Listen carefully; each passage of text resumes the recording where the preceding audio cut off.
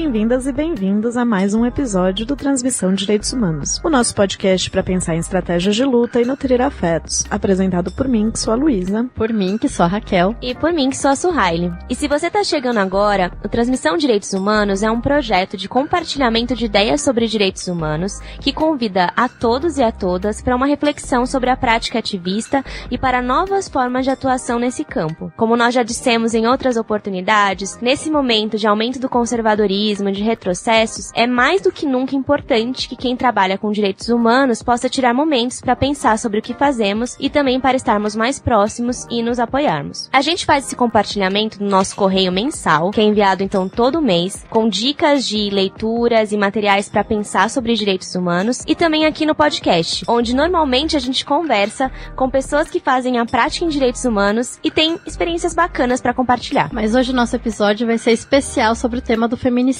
Normalmente, quem acompanha a transmissão sabe, a gente começa o programa fazendo uma discussão sobre alguma das recomendações que a gente mandou no nosso correio, e daí a gente vai para uma entrevista com uma convidada ou um convidado que tem uma experiência inspiradora de atuação em direitos humanos. Mas a gente está com um novo projeto no ar, que é sobre feminicídio, e a gente pensou em levar essa discussão para vocês, pra gente fazer o debate entre nós e com vocês. Então hoje, de uma forma excepcional, vai ter um programa especial só com nós três conversando.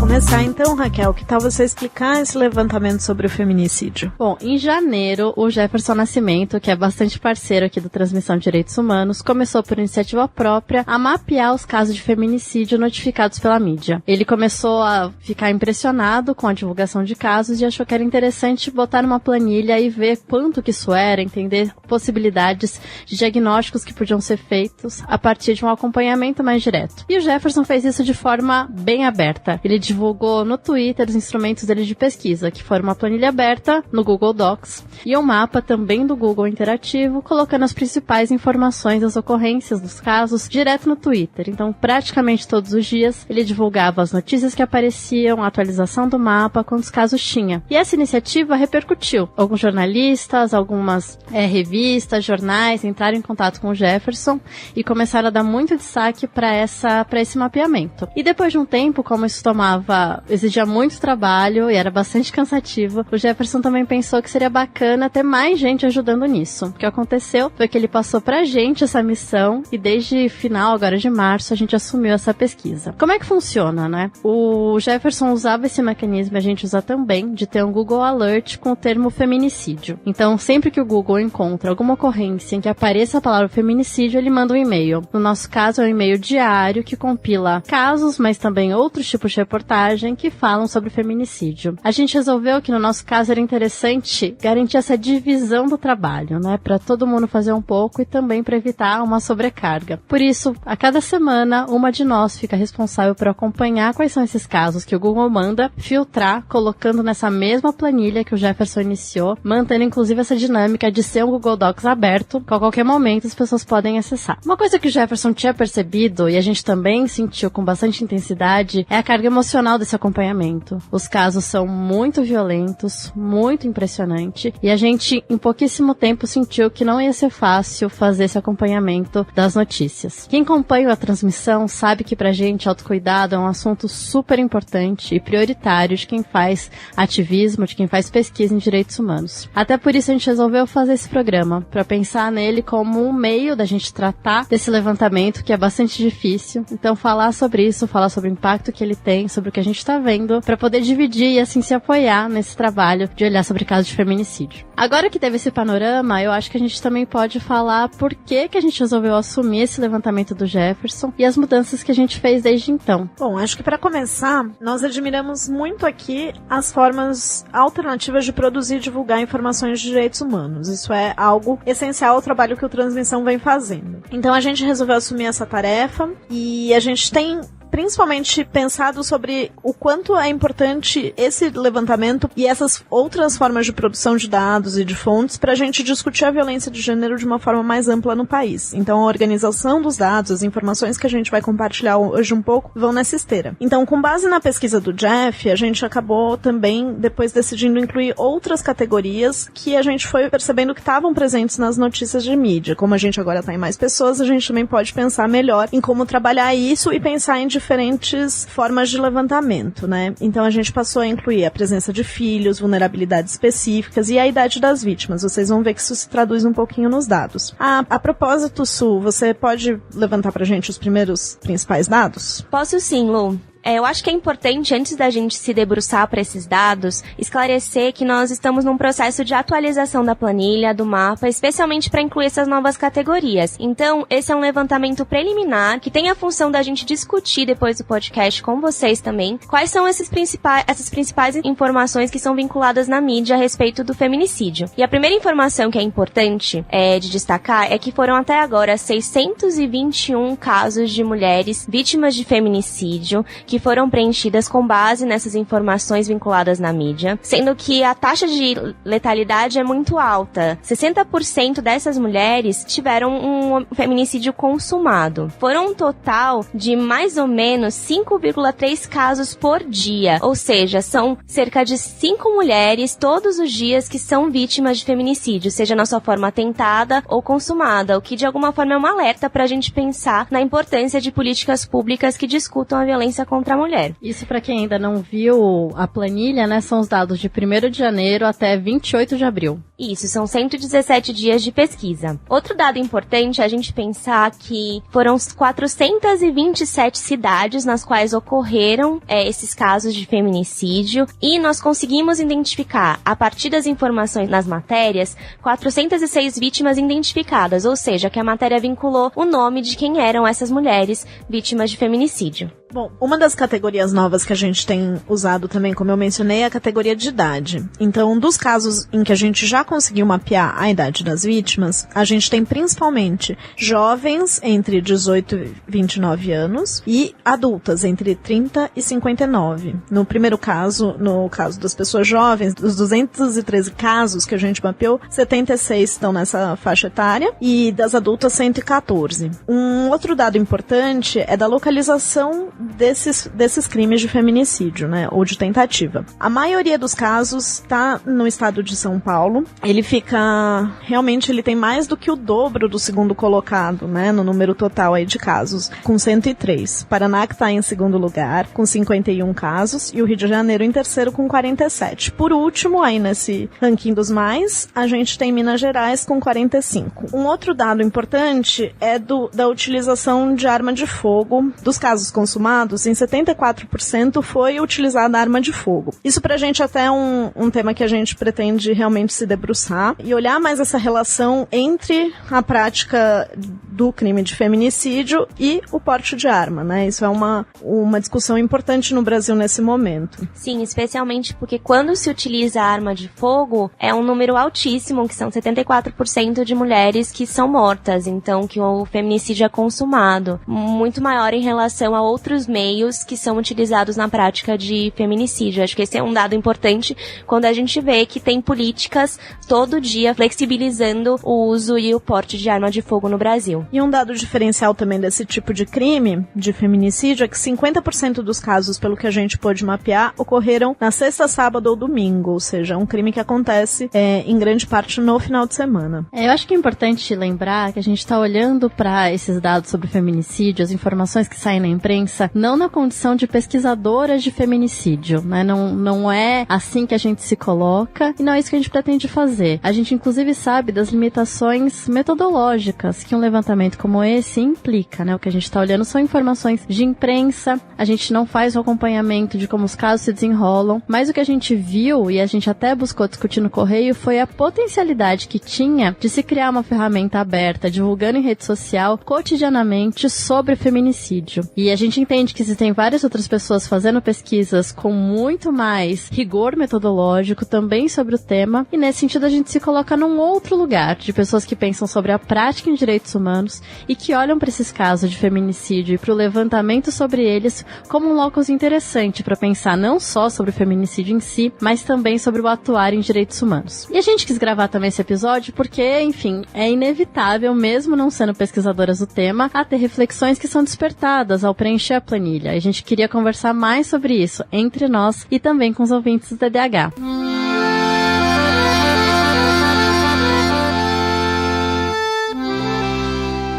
Então, Su, o que pra você mais chamou a atenção quando você começou a preencher os dados de feminicídio? Quando eu comecei a preencher os dados de feminicídio, primeiro é olhar para esse material que nós estamos trabalhando, que são as matérias jornalísticas. Então, tem uma dificuldade da gente pensar a partir delas o que é essa categoria de feminicídio. Então, em 2015, a gente tem uma lei aprovada que tipificou, né, que previu na legislação penal essa conduta que é o feminicídio, que seria o homicídio de mulher praticado em razão de gênero ou em contexto de violência doméstica. Então tem sido muito difícil analisar os casos, a gente conseguir diferenciar as categorias de homicídio, feminicídio ou as agressões que acontecem, né, no âmbito da Lei Maria da Penha, que também são causadas muitas vezes em razão de gênero. Então isso nos chama alguma atenção em relação à forma como estereótipos aparecem nessas matérias jornalísticas, como são construídos os contextos nos quais os homicídios de mulheres, no caso os feminicídios, acontecem, principalmente vinculado, por exemplo, a uma narrativa sobre o crime passional, sobre não aceitar o fim do relacionamento, sobre existir conflitos familiares relacionados à dinâmica da casa,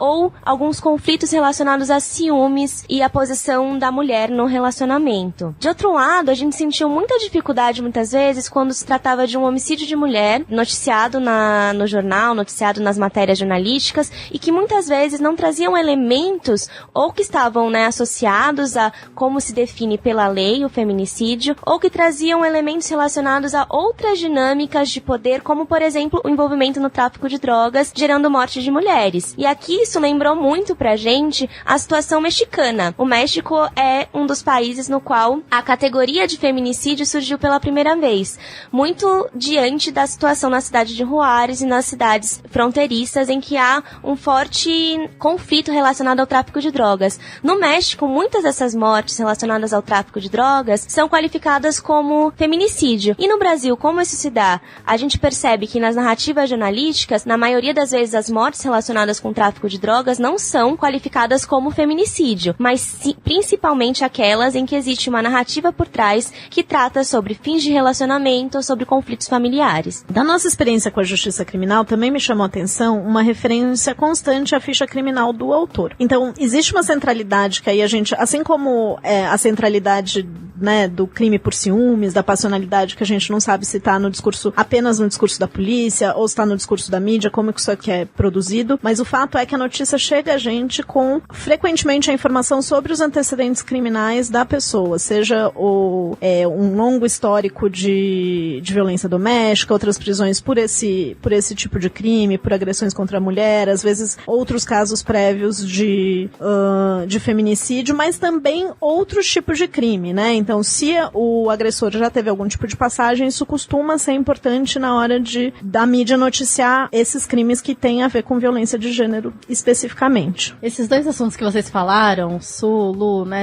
que mostram um pouco os perfis que as notícias tentam tratar, que a gente não sabe o quanto isso é só dos jornalistas, mas também da própria polícia, dialoga muito pra mim com uma coisa que, assim que eu comecei a olhar os casos, foi uma reflexão que me saltou.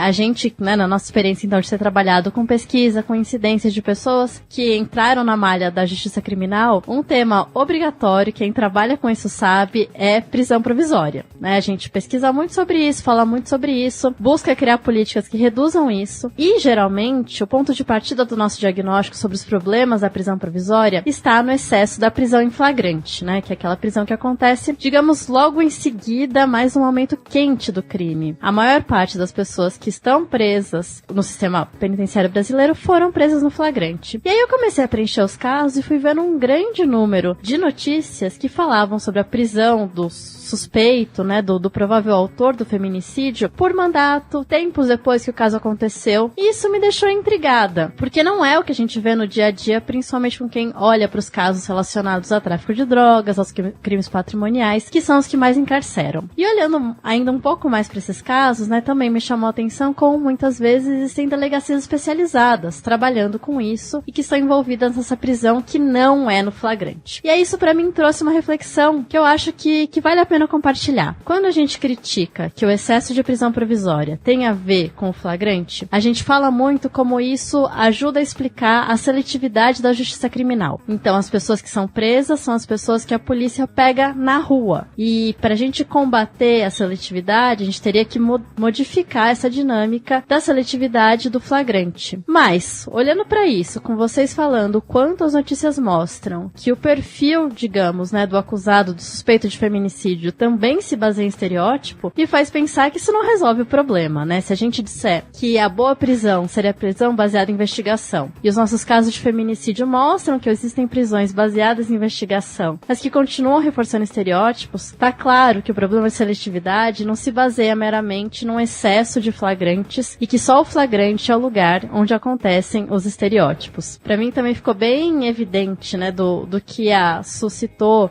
sobre se buscar sobre os crimes serem passionais, sobre os relacionamentos, de como se busca construir um perfil, né? Então, vai ser feminicídio se a pessoa tiver antecedente criminal, se a pessoa não tiver, se a vítima, né, não tiver envolvimento com drogas, e como mesmo assim não existem realmente uma construção dos fatos, né? Existe uma seletividade que reforça determinados perfis. Eu queria só mencionar para vocês um caso que me chamou a atenção, que eu revi recentemente, né, nesse nosso processo de inserir mais dados, que era um caso de feminicídio, que eu não me lembro onde que aconteceu, mas que as pessoas da comunidade são citadas como tendo ficado muito surpresas com o crime. Foi um caso consumado, em que a notícia afirma que seria investigado como feminicídio porque a vítima ela era evangélica e, portanto, não tinha envolvimento com drogas e, portanto, para ela ser morta, deveria ser feminicídio.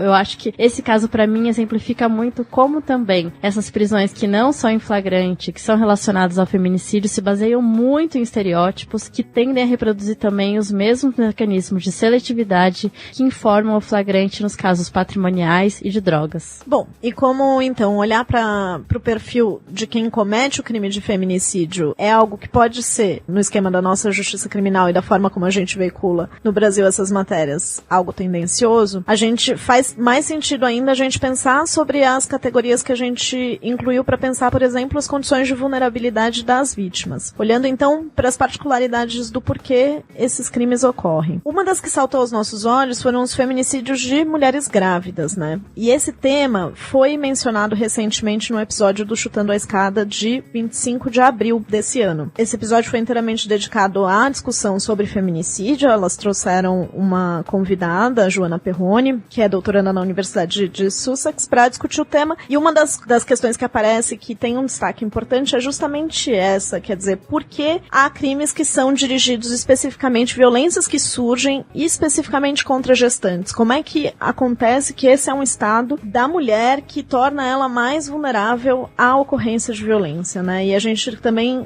acrescentou essa categoria, esse mapeamento, pra gente poder no futuro dar alguns dados sobre isso. E Raquel, você também tinha um ponto importante sobre os casos das pessoas com deficiência, né? Isso foi outro tema que me chamou a atenção, a presença de pessoas com deficiência e algumas referências sobre isso. Um caso em especial que me chamou a atenção, então não é só simplesmente que pessoas com deficiência também sofrem feminicídio, mas como isso pode ter um impacto durante o processo ou as possibilidades de acolhida, de acesso a direitos, né, depois de algum tipo de violência de gênero. Eu peguei um caso que aconteceu em Belo Horizonte, no começo de março deste ano. Era uma vítima de 34 anos e foi um caso de tentativa, né, então, portanto, o feminicídio não foi consumado, mas foi um crime bastante violento que aconteceu em uma plataforma do MOV de Lagoinha. Acho que quem é de Belo Horizonte sabe melhor o que é o MOV, né, mas é o sistema de transporte de Belo Horizonte, em que a vítima, ela foi agredida, ela recebeu vários golpes no rosto, que é uma característica bastante comum em feminicídios, né, essa violência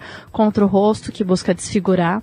E essa mulher, em particular, era uma pessoa com deficiência auditiva. Esse caso gerou bastantes reportagens, e o que eu achei muito interessante foi que em alguma dessas reportagens a irmã da vítima dela falou como a vítima já tinha sofrido ameaças com faca por parte desse mesmo agressor, mas que ela sempre teve muita dificuldade de ter qualquer tipo de atendimento. Mesmo depois desse caso, que então foi uma tentativa propriamente de feminicídio, ela demorou vários dias para ter atendimento psicológico que fosse acessível, que fosse em libras. Então, eu acho que a gente olhar para vulnerabilidades, e nesse caso, para pessoas com deficiência, pode trazer alguns elementos para se pensar a política pública. Pode trazer a importância de alguns recortes que podem impactar, não só na identificação dos casos, mas também nas possíveis políticas públicas que são feitas para se lidar com essa realidade. Raquel, ouvindo você falar sobre os homicídios, né, os feminicídios que afetam mulheres com deficiência e todas as dificuldades que se colocam para pensar a política pública, eu me lembrei agora também dos casos que eu preenchi relacionados a meninas, a crianças que foram vítimas de feminicídio. E eu acho que é importante também a gente ter um olhar para refletir sobre a intersecção entre idade e gênero quando a gente pensa em política pública que visa garantir e promover o direito das mulheres. Então, alguns dos casos que a gente enfrentou, por exemplo, nesse preenchimento, foram de meninas, um caso, por exemplo, do Piauí e outro da Bahia, em que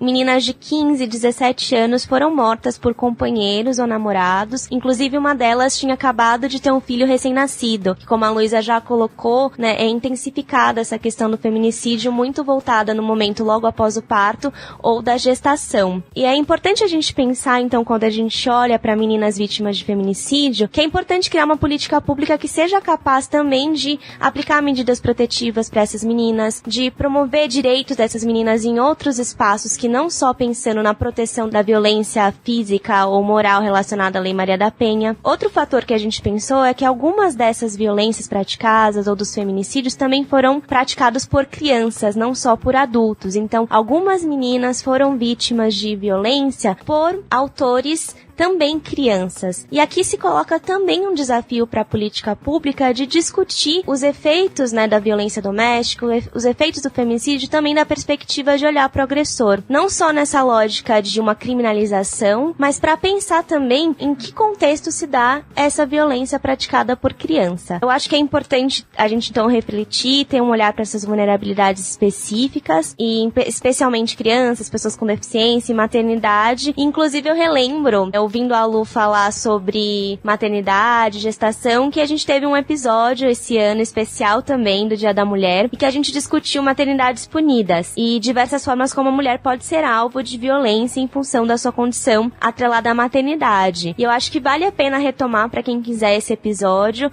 porque ele também discute uma perspectiva de se pensar a violência de gênero não só a partir da chave da justiça criminal, mas a partir de outras chaves que possam responder a esse problema. E eu acho que quando a gente olha, por exemplo, para crianças vítimas de violência doméstica e violência de gênero, ou para crianças que praticam violência de gênero, pode ser importante pensar fora dessa caixa e de uma forma mais interdisciplinar, porque crianças não são só afetadas quando elas são vítimas, né, do feminicídio, mas também quando tem suas mães mortas por feminicídio, quando elas assistem a essa violência, como a gente vai observar agora em muitas matérias que relatam isso, e é uma nova categoria que nós incluímos agora na pesquisa. Então tem vários fatores que se relacionam e tornam ainda mais complexo pensar sobre o feminicídio hoje. Legal, Su. Só para fazer um adendo para quem tá escutando, a gente como advogada chama criança todo mundo que tem até 18 anos, né? Que nem todo mundo lembra que a categoria jurídica do Tratado Internacional é até 18.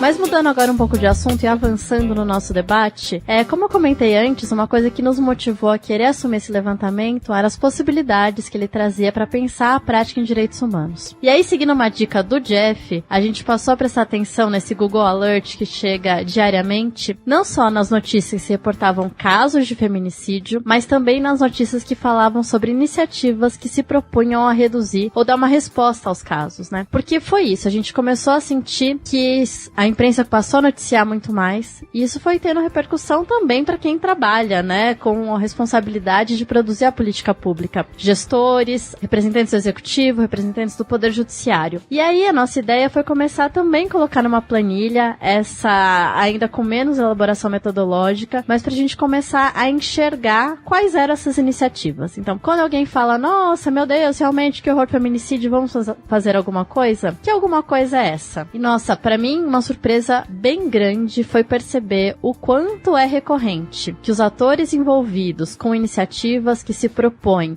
a reduzir ou responder aos feminicídios sejam pessoas vinculadas a partidos mais conservadores. Tem alguns casos de pessoas que não só pertencem a partidos mais conservadores, que pertencem à base do governo, mas que também têm trajetória de terem atuado como policiais. Então eu me lembro de uma que é o coronel fulano, né, em algum âmbito estadual, que foi ter uma reunião com o secretário de segurança para falar sobre como lidar com o feminicídio. E aí, isso imediatamente faz a gente pensar, né, como é óbvio, mas a gente tem que estar muito atento a isso na nossa prática, o dado em si não responde, nem garante o direcionamento da atuação. Muitos desses políticos, desses juízes, juízas, enfim, desses atores que passaram a falar sobre feminicídio, leram essas reportagens que dão conta de um aumento ou de um número muito significativo de casos e entendem que essas reportagens chamam a ação, né? Quando as pessoas escutam isso, pra gente é óbvio que vai vir a pergunta o que fazer, né? E quem trabalha como gestor, como produtor de política pública, tem mesmo o compromisso de lidar com o que fazer. Mas o que a gente viu é que quem tem puxado esse debate são justamente políticos de filiação política mais conservadora e que trazem propostas que também são muito conservadoras, propostas que são bastante complicadas e que, nosso ver, elas são bastante pouco relacionadas a possibilidades de uma mudança mais estrutural no tratamento de questões de gênero. Eu acho que nessa linha, Raquel, que você está colocando desse protagonismo de grupos mais conservadores, partidos ou atores do judiciário, eu percebi lendo matérias sobre iniciativas que existe também um aumento das propostas que visam ampliar sistemas de vigilância em relação a homens agressores, ou mesmo em relação às mulheres, também com ampliação da medida protetiva que muitas vezes não leva em conta o direito das mulheres de livre circulação, de acesso a trabalho, de moradia. Então a gente vê para os dois lados a ampliação de mecanismos de vigilância que muitas vezes não estão olhando para as causas estruturais do problema da violência doméstica e da violência de gênero. Uma das iniciativas que me chamou muito a atenção foi, por exemplo, o uso da tornozeleira eletrônica por parte de homens que possuem algum tipo de medida protetiva expedida pelo judiciário contra si. Então, isso significaria que o homem teria que usar durante todo o procedimento processual, né, todo o processo em que ele está respondendo por violência doméstica, uma tornozeleira eletrônica. E nós sabemos, quando acompanhamos, por exemplo, a discussão sobre as alternativas penais e a monitoração eletrônica, que existe um real impacto na vida das pessoas que se utilizam da monitoração. E esse impacto não passa apenas pelo estereótipo que está associado à tornozeleira eletrônica como uma marca mesmo que as pessoas carregam no corpo, mas também em relação ao acesso a trabalho, ao acesso à vida familiar e o quanto o uso da tornozeleira também pode significar acusações futuras baseadas na localização dessa pessoa em determinada região em que ocorreu um crime. Então tem muita problematização que precisa ser feita sobre o uso desses mecanismos de vigilância, não só pensando na restrição de direitos dos agressores, mas também pensando na restrição de direito de mulheres, quando tem uma ampliação excessiva de algumas medidas que são tutelares, que não olham, por exemplo, para os desejos dessa mulher, que não olham para o consentimento dessa mulher e não olham especificamente para a dinâmica de vida que cada uma dessas mulheres tem. Eu gosto muito dessa referência ao tema de tornozeleiras eletrônicas, né? Porque a gente está tendo trabalhado com redução de prisão provisória, isso aparecia muito. E eu acho, Su, que além da importância, então, da gente chamar a atenção de que tornozeleira eletrônica não pode ser uma resposta imediata por todas as questões relacionadas à restrição de direitos, aos impactos que isso tem. E aqui eu faço um parêntese sobre um relatório que eu li sobre pessoas monitoradas nos Estados Unidos que me marcou muito, que era um homem que dizia que a tornozeleira era uma nova marca escravizadora de pessoas, que todos os amigos dele negros também tinham tornozeleiras, e que ele se sentia numa representação das figuras clássicas de escravos, né? Mas fechando esse parênteses, eu acho que outro ponto que é interessante lembrar, e é um tema que a gente falou nos nossos primeiros programas, tem a ver com dados. Tornozeleiras eletrônicas geram dados sobre pessoas, e essa é uma questão muito delicada, bastante frágil de se lidar com proteção de direitos individuais. Então, quando a gente fala de tornozeleiras e seus impactos,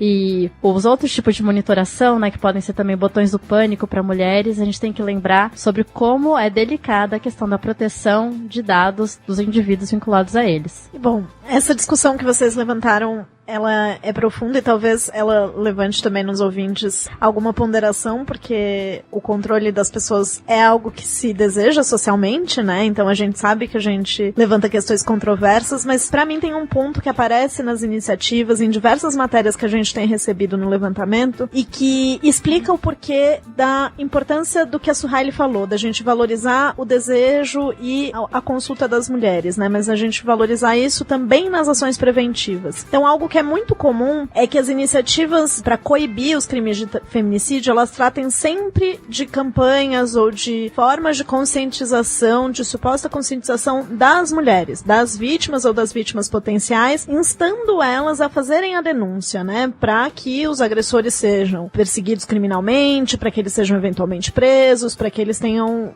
que o Estado exerça alguma forma de controle sobre eles, né. Tudo bem, isso faz parte da legislação, mas o que chama a nossa atenção, a partir de um olhar que a gente tem dedicado a discutir esse tema, é a ausência de medidas que não tenham a ver especificamente com a conscientização de mulheres, mas que tratem da prevenção sob o ponto de vista do homem agressor. Quer dizer, quais são as informações que estão chegando a esse homem agressor? Que iniciativas existem para discutir, por exemplo, a motivação de gênero por trás do crime de feminicídio? A ausência gritante de iniciativas nesse sentido, a gente não viu nenhuma, né? Eu, pelo menos, não encontrei absolutamente nenhuma. É um dado bastante importante pra gente pensar as limitações mesmo do tipo de política que a gente faz no campo criminal. Ela é uma política de controle, quando bem sucedida, então o que a gente tem de preventivo é que se instigue as mulheres a procurar esse tipo de proteção. Independentemente disso ser importante ou não é? A gente não tá questionando necessariamente a importância da proteção das mulheres pelo Estado, muito pelo contrário. A questão é que no âmbito da prevenção e do acesso à informação e da discussão com os homens das consequências sociais negativas da violência de gênero, isso não tem sido feito. E me incomoda muito nisso, como parece que parte um pouco do pressuposto que as mulheres têm que ser conscientizadas porque elas não têm conhecimento, ou é uma mera ignorância, né, decidir não denunciar, não buscar a justiça criminal. E é claro que a gente sabe que violência de gênero é muito naturalizada e que muitas vezes é difícil se enxergar numa situação de violência. No entanto, também pode existir muita agência no não denunciar. Eu digo isso porque eu me lembro muito de uma pesquisa feita pela Marília Montenegro, que é uma pesquisadora que olhou muito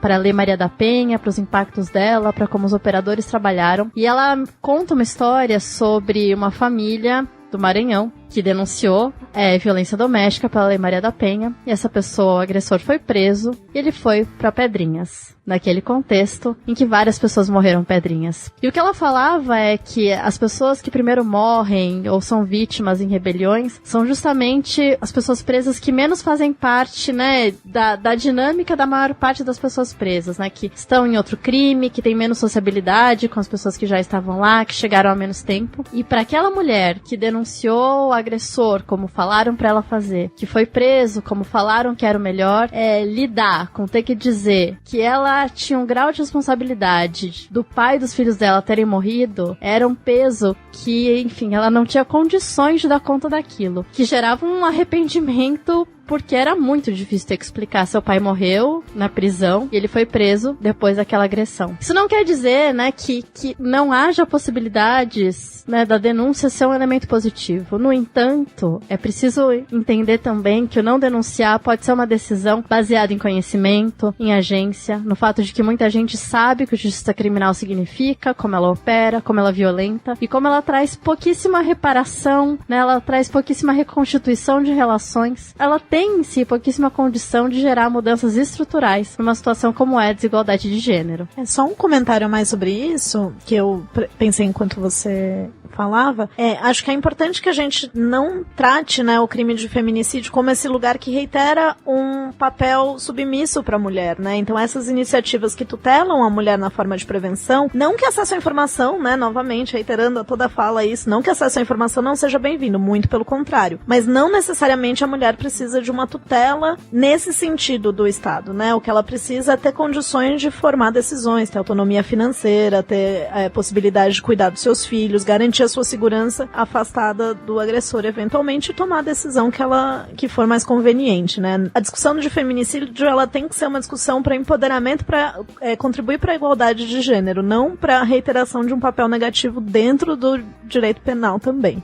Sim, Lu, eu acho que lembrando agora, te ouvindo falar, eu lembrei novamente de um texto que a gente recomendou no primeiro correio, nós discutimos no podcast, que é o texto da Bárbara Bukowska, que é um texto que trata especialmente disso, né? Quando a gente está pensando em política de direitos humanos, quando as organizações estão trabalhando, né, em fazer relatórios sobre os temas, o quanto é importante considerar a agência das pessoas e considerar, né, que as vítimas têm agência para se pensar mesmo uma prática em direitos humanos. Se a gente está falando de uma prática a partir da pesquisa ou a partir de outros tipos de política, eu acho que é legal a gente retomar essa leitura também. E o que eu achei bacana foi ver que tem iniciativas que vão em outro sentido também, né, que a partir dos dados sobre feminicídio, tem criado marchas, tem ido pra rua, tem feito com que surjam coletivos de mulheres para acompanhar as mulheres que sofrem feminicídio, colocam as mulheres juntas para dar visibilidade ao tema de outras maneiras, né? Isso a gente conseguiu ver. Eu acho que vai ser bastante legal se a gente conseguir dar visibilidade para alguns desses casos.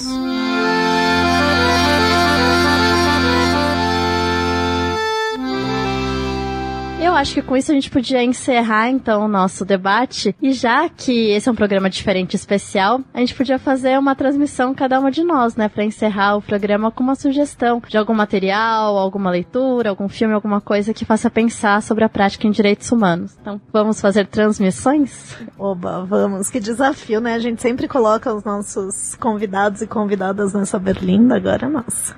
Quem quer começar? Pode começar, Lu. Tá. Bom, tem uma transmissão que é muito minha, que tá sempre nas nossas listas, mas que ela é realmente muito minha, que eu recomendo pra todo mundo no momento importante de ler mulheres, de valorizar o que escritoras têm feito, e não só porque a gente é pró-participação de mulheres e representatividade, mas porque os resultados são realmente muito tocantes e transformadores, né, quando a gente valoriza essas obras. Então, uma delas que me tocou muito é Um Defeito de Cor, é um livro, um romance escrito pela Ana Maria Gonçalves. Eu realmente recomendo, é uma história maravilhosa em termos, né, da força da personagem principal, mas é uma história que se passa no século XIX escravista no Brasil e conta a história de escravização de uma mulher e a história da superação dela, dessa sua situação também. Super recomendo. E o outro é um artigo que eu recuperei aqui de um passado remoto do nosso trabalho aí com gênero e justiça criminal, e eu super não queria ler o título em inglês, mas eu vou, porque ele só tem em inglês. Então ele chama Female Drug Smugglers on the US-Mexico Border.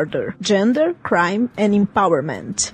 Ele foi publicado, a gente vai colocar o link, né, pra ninguém ter que ir atrás, ele foi publicado na Anthropological Quarterly em 2008, e ele é um artigo, né, que eu já conheço há alguns anos e que foi importante pra mim pra pensar sobre as relações de gênero nos seus diversos contextos e como mesmo quando há uma suposta perspectiva de empoderamento, como às vezes se coloca a mulher que participa, por exemplo, do tráfico de drogas como uma mulher empoderada ou como uma mulher que tem algum tipo de mandato em si, as relações de gênero, elas marcam também esses contextos, né? E elas delimitam também a forma de participação da mulher. Isso não é dizer que ela não tem agência, como a gente comentou antes, né? Como a Suhaili mesmo falou, mas é lembrar que o contexto das relações de gênero, ele é fundamental para determinar as violências e o tipo e as possibilidades a que a mulher vai ter acesso. E esse artigo veio à minha cabeça especificamente porque ele fala dessa fronteira, né? Da fronteira fronteira dos Estados Unidos com Juárez, que foi o local de nascimento do termo feminicídio por conta desse